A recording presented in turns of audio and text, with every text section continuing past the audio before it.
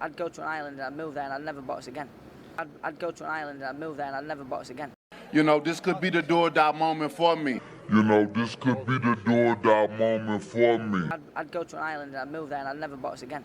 Now, after that devastating defeat to Zhilei Zhang, it is fair to say that Deontay Wilder is done for in terms of the world heavyweight title scene. This fight was a test to see if Deontay Wilder still had the killer instinct he was once renowned for, but he did not look dangerous in there against Zhang, so that test was failed. Now, everyone has been clowning Wilder for the way he was KO'd, but I'm going to take a different approach here. I'm a big fan of Deontay Wilder as an individual. He has provided us with a lot of entertainment and highlight reel KOs over the years. I shall use this as a chance to show the lack of success his whole country has had in the heavyweight division in the last 25 years, because objectively speaking, Wilder is actually the most successful American heavyweight in the last 25 years, like it or not. Deontay Wilder is a former WBC World Heavyweight Champion who had 10 successful title defences. Rewind to 2015, and Wilder was 32-0 with a 100% KO rate when he challenged Bermane Stiverne for the WBC title. He defeated Stiverne via a 12-round unanimous decision to become the new champ. After this, he won 7 consecutive fights by knockout to defend his belt. He then earned a split decision draw against lineal champion Tyson Fury to keep a hold of his belt, then went on to defend his belt 2 more times successfully, both by knockout again, until he lost to Tyson Fury in their rematch in 2020 when he was stopped. Since losing his title, he has gone 1-3, being stopped twice and was decisively shut out over 12 rounds in his other defeat. So yes, a statement win over Zhang would have put the American former champ back in title contention talks, but his brutal KO loss has in fact ruled him out of the mix of heavyweight contenders. Now, I'm not saying Wilder's career is over. Remember, he weighed in against the 280-pound Zhang at a mere 214 pounds, well under the 224-pound bridgerweight limit. I'm not particularly happy with the existence of this extra division, especially that I thought it was just a WBC thing, but now the WBA are in on it too. But if Wilder was to go down this route and pick up a belt there, without having to fight 250-pound plus guys, and without having to cut down to cruiser, then all power to him. But heavyweight's where it's at, man. Usyk even weighed just below the bridgerweight limit when he beat Tyson Fury to become undisputed champ. And this video is just focused on heavyweight, so as far as we're concerned here, Wilder is done. That's it, done. In this video, I'm going to compare the entire history of American heavyweight boxing champions up until 25 years ago to the last 25 years of American heavyweight champions. We will also be looking at how much influence the USA will have on the heavyweight division in the future now that their last great champion is done for. Because let's keep it 100 here. America fell off in terms of their dominance over the heavyweight division. So a lot of boxing fans over there across the pond are super salty and can't face this fact, so they continue to focus on the lower weight classes where American star power is showcased more prominently, and they meet the all-European heavyweight title fights with ignorance. Fury's defeat against Usyk was a major wake-up call to American fans in terms of where they are in the heavyweight division. To them, Fury is the guy. But why? Because he overcame Wilder in a trilogy, and because he ended the reign of Vladimir Klitschko, who beat everything America had to offer. But Usyk's win shows that the heavyweight straps ain't just being gatekept in Europe. Nah, this is where the quality big men are at. And Wilder's loss 2 weeks later was just the icing on the cake. Now notice that I didn't mention Wilder's quality of opponent when discussing his title reign. All unification bouts or challenges that he apparently ducked. I'm not going to nitpick these things because I don't even need to do it to prove my point. I'm going to do some maths for you guys to quantify this fall off I speak of and count up the total number of American heavyweight title fight wins by Americans before 1999 and after 1999. Let me just specify the criteria here. This includes any time that any fighter from the USA won or successfully defended a major version of the world heavyweight title against anyone, including a foreigner or fellow American. I will actually use Lennox Lewis's undisputed title fight victory over Holfyfield in their rematch as the turning point here. When I say before 1999, yes, we are going back to 1885, to the beginning of recognised world heavyweight champions under Queensberry rules. I will be including all lineal, WBA, WBC and IBF title fights, including when the WBA was known as the NWA prior to the 1960s. And to keep it simple, I will include WBO champs for the last 25 years, but not for this pre-1999 section, because there is a blurred line around when the WBO was truly recognised as a major belt, but it certainly wasn't before 1999. Before I count these numbers up, I will leave a disclaimer. As an individual country, I am aware that America has been fairly well represented in the heavyweight division in the last 25 years, but I'm contrasting it to their prior monopoly of the division to prove just how badly they lost this monopoly. I will be keeping you guys up to scratch throughout my calculations. So to start with, from John L. Sullivan becoming the first champ in 1885 up until Jack Dempsey was champ in 1921, the title was simply known as the world title. So before the point when the world title became recognised as the NBA title, I have counted up a total of 37 world title fights. Now when I say American, I do mean USA. So this Canadian Tommy Burns fellow who was champ in 1906 has not done me any favours here. Before him, the only non-American heavyweight champion was Bob Fitzsimmons, who won the belt and then made no successful defences. But after Tommy Burns won the belt, he actually made 13 title defenses. So 15 out of the 37 world title fight wins are non-American. Now let's move on to the National Boxing Association days. Alright, great. I was calculating the 1921 to 1962 world champions, innocently thinking there was constantly one world heavyweight champ at a time. But it turns out S.R. Charles got a hold of the NBA belt during Joe Louis's lineal title reign. But the lineal and NBA titles were reunified when S.R. Charles defeated Joe Louis in 1950 after he made 3 defenses of the NBA belt. Louis retired briefly, which is why he vacated the NBA title, but he came out of retirement after only a year to challenge S.R. Charles. So that just adds an extra 4 American world heavyweight title wins in the mix. From this point until the end of the NBA era, there continued to be one champ at a time, so things remain fairly simple for me here. So before the NBA became the WBA in 1962, I have counted a total of 66 world title fights. Only 6 of these fights were won by non-Americans. The only non-American champs of this period were the German Max Schmeling, the Italian Primo Carnera, and the Swedish Ingemar Johansson. The journey of totaling things up continues as I move to the next phase of boxing pre-1999. We're now entering the two-belt era of the WBC and the WBA. This goes from the introduction of the WBC in 1962 until the introduction of the IBF in 1983. The existence of 2 belts is going to make calculations a bit more complicated for me, but there's worse to come later. Now that we are getting into the territory of multiple world titles, I was considering counting unification wins or unified title defenses as separate wins for each belt a fighter wins or defends in a single fight. This will definitely help to prove my point because of the number of European unified champs in the last 25 years and the number of unified American champs back then. But let me not convolute things too much. I trust my point to be proven here anyway. Mate. So I have the numbers in for this period, but things got more complicated than I expected. From Ali being stripped of the WBA belt for rematch in Liston instead of fighting his mandatory challenger Ernie Terrell back in 1964, up until Leon Spinks being stripped of the WBC belt for rematch in Ali, leading to mandatory challenger Ken Norton being gifted the vacant title in 1978. In this second split of the WBC and WBA belts in the division, we saw Larry Holmes become a dominant reigning WBC champ, while the WBA title was passed around like your girl. This led to me actually spilling over into the 3-belt era with this section of my calculations, as while I was counting all of the WBA champs in this era, I snapped a bit and for some reason I had it in my mind that the IBF came about in 1985, but this is actually the year that the inaugural IBF heavyweight champ Larry Holmes would lose his belt.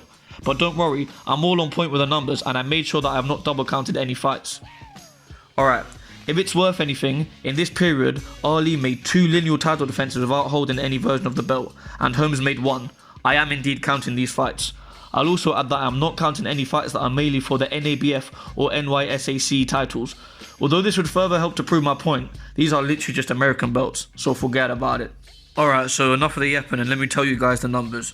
Between Ali vs Liston 1 in 62 and Holmes vs Spinks 1 in 85, I have counted a total of 70 world title fights that ended in a victor, and only 1 of them was won by non-American.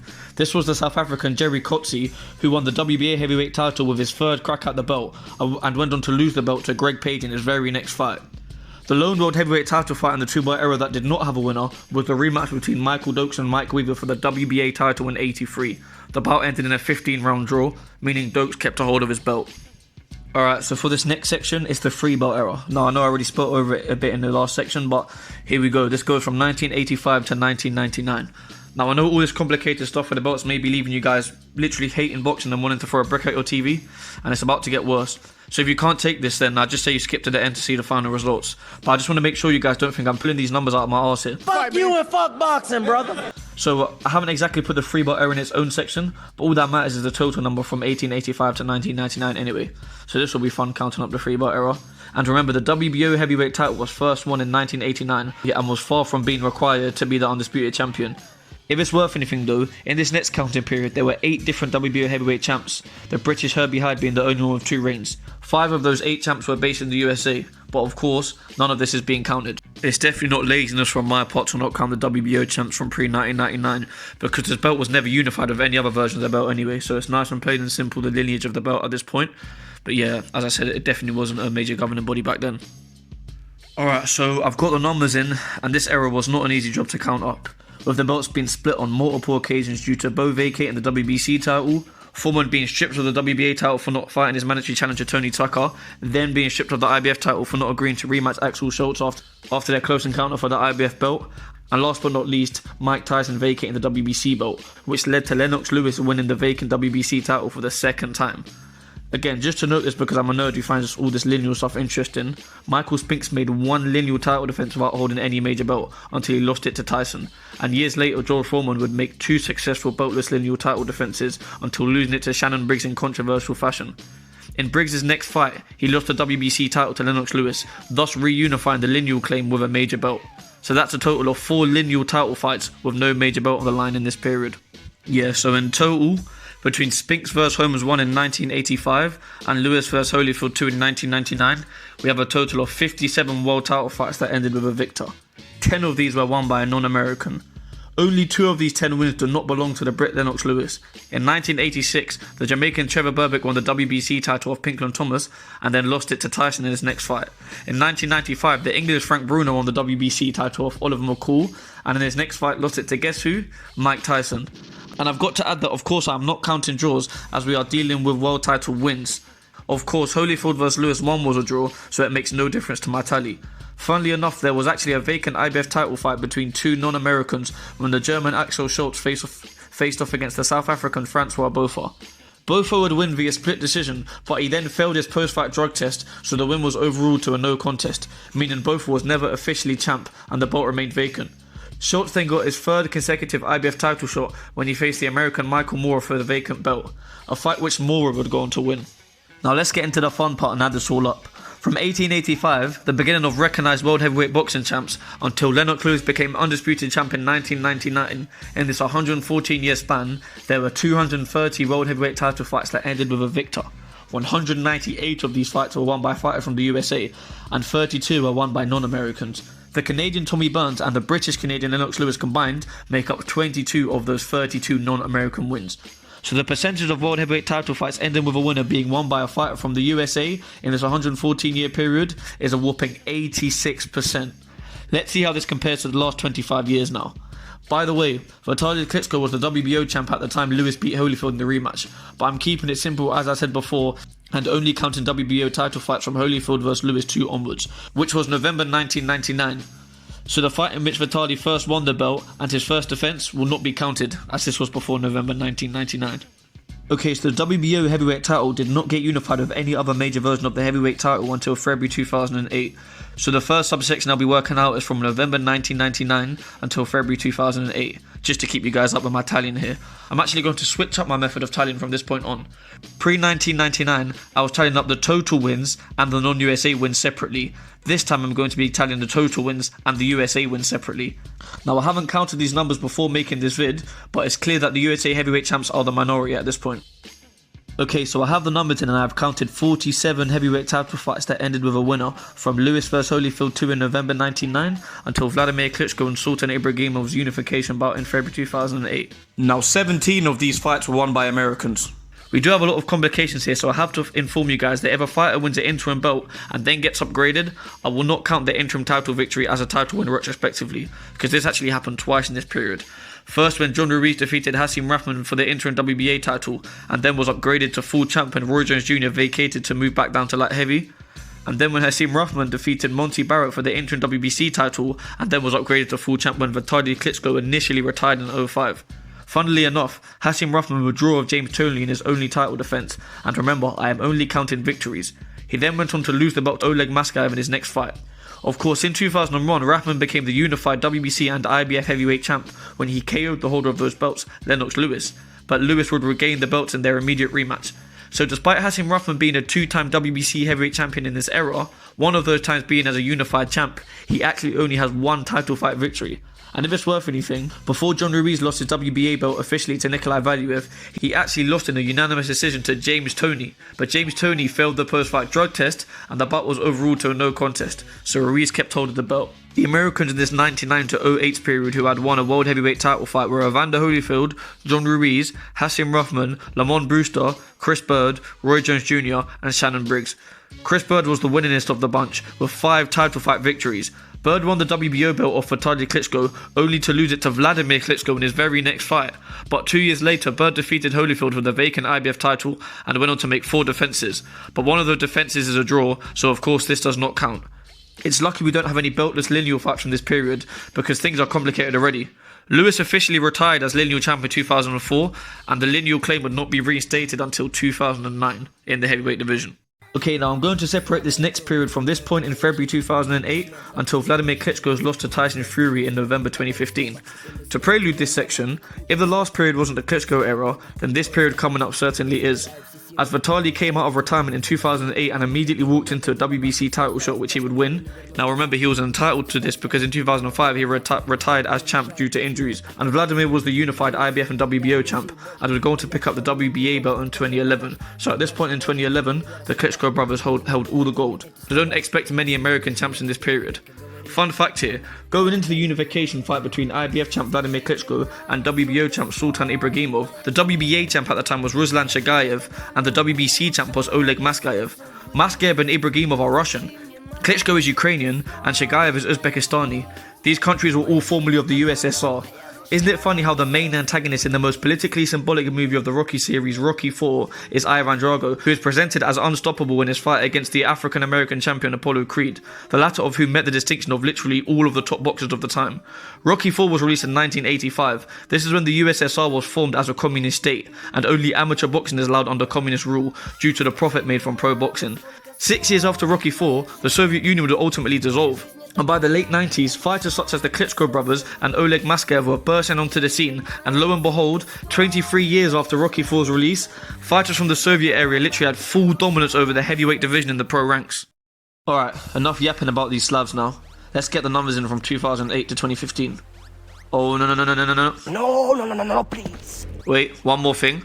I have to let you guys know that I'm not counting any WBA regular champions. There's so much boxing politics to cover here, but like, it's not right that one governing body has 2 belts per weight class, 2 world title belts per weight class. So yeah, I've counted 35 world heavyweight title fights from February 23rd, 2008 until November 28th, 2015. Only 3 of these wins were won by an American fighter, all which came by way of the bronze bomber Deontay Wilder. And 25 of these 35 total wins in this period came from the Klitschko brothers. So it's fair to say that this is the Klitschko era, especially given that Vitaly never lost a WBC title after his 9 consecutive defenses of this reign. He retired to end this WBC title reign, just like his last WBC heavyweight title reign. Now the WBA situation with Ruslan Chagayev as the champion in recess did throw a spanner into the works for me, but the simple version is that he was stripped after his first title defense. Wladimir became the true champ after winning the vacant belt, which was won by Hay and then ultimately won by Klitschko. So, in terms of all this regular stuff, let me not complicate it too much. We're sticking to the real world title fights. Alright, obviously this isn't a study about how the WBA regular title came about, so to keep things simple, just in terms of the heavyweight division, from the point that Wladimir Klitschko defeated David Hay for the WBA title in 2011 all the way up until this present day, anyone other than Wladimir Klitschko, Tyson Fury, Anthony Joshua, Andy Ruiz or Alexander Usyk, who are listed as WBA heavyweight champions, weren't real heavyweight champions. You look at the likes of Manuel Charr, Lucas Brown, they weren't world heavyweight champions.